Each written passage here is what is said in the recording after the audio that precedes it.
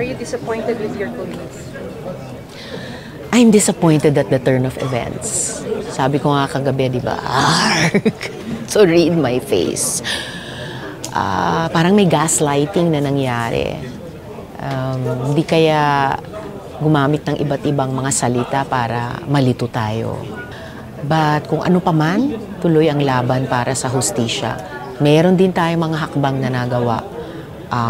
Napasumpa yung Senate President bilang presiding officer. Nanumpa kami mga senador bilang senator judges. Nag-issue ng summons para kina VP Duterte at yung kabilang panig na aprubahan namin yung rules of impeachment. Pero ano talaga, yung sobrang from out of left field yung approved motion na sabi nila, hindi ibig sabihing dismissed, pero sa mga sumunod na manifestations ni na senators, judges, Marcos at De La Rosa, kanila ring understanding at lumalabas na intensyon na suspended at saka dismissed or wala na tayong jurisdiction. So, do you think plano nila from the very beginning to remand, to return to the House? Kasi may mga ganong ugong even before. Well, lumalabas na may ganong plano, whether how long ago it was or how recently it was, nag-materialize dun sa proposed motion nila na babala na namin ni Senator Judge Pimentel. Masyadong maraming dangerous words subject to interpretation at saka ambiguity. So was there parang play ba yung nangyari kahapon that resulted to this?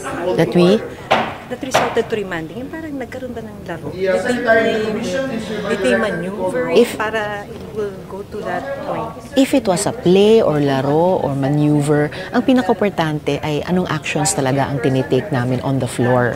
At yung naging action kagabi ay precisely i-remand ang articles of impeachment balik sa House of Representatives. Hindi naman ito PBA finals. Bakit ginawa yun ng Senado as an impeachment court? Kung ang layunin lamang ay mag-certify ang House na hindi nila violate yung one-year rule dahil daw 3 o 4 na impeachment complaints ang ni-refer. Kung ang layunin lamang ay sasabihin ng 20th Congress, which, hello, doesn't exist yet now, na willing and able sila ituloy yung impeachment, napakadaling gawin yon sa pamamagitan halimbawa ng House prosecutors. Dahil originally, babasahin ngayong araw yung articles of impeachment. Yun yung original approved motion last Monday. Gaano bang kahirap, gaano bang katagal na sila ang mag-certify sa amin nung ganyang mga issue na dagdag gustong palinawin. So, diba? Pwede pa ba salvage? Ano magagawa pa ba ito salvage? Ang ugali namin ay tuloy ang laban para sa hustisya. For one, kahit dun sa approved motion nila, conceded na magko-crossover itong impeachment mula sa 19th hanggang sa 20th Congress dahil binabanggit yung 20th Congress. For another, nag-issue ng summons. As we speak, perhaps, sineserve na ni Senate Sergeant at Arms yung summons kay VP Duterte and sa kabilang panig din. Ano mangyayari?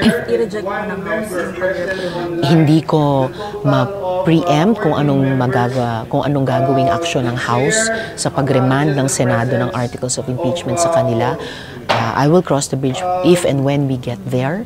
Ano man ang maging tugon nila, it will be upon us again in the Senate as it should have been from the start na kumilos. Basta't kami sa minority, and I suppose kaming 5 na bumoto ng no na i-remand yung articles of impeachment sa House, gagawa pa rin kami ng mga hakbang para isulong ito, no? I-counteract yung pagpapaatras na sinusubukang gawin. Mama ko last, what were the emotions?